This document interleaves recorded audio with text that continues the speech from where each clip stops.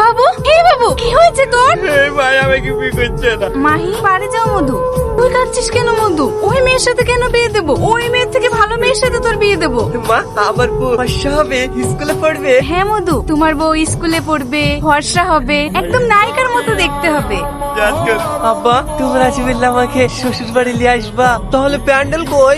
আব্বা আমাকে খুলে দাও। বাবু, তুই একটু শান্ত হ, চারটে ভাত খেয়ে নে। সকাল থেকে কিচ্ছু খাসনি। আমাকে এবার বই নি দাও, তারপর আমি খাবো। মা ও মা, এ দেখো চার সবাইকে ডেকে নিয়ে এসেছি। চলো আব্বা, এই মিষ্টি লেসে গা। আব্বা আমি বিয়ে করতে যাবো, এখনো গাড়ি আসেনি যে? তুমি গাড়ি বলোনি? হ্যাঁ বলেছি, আসতে একটু লেট হবে। দেখ গাড়ি চলে এসছে।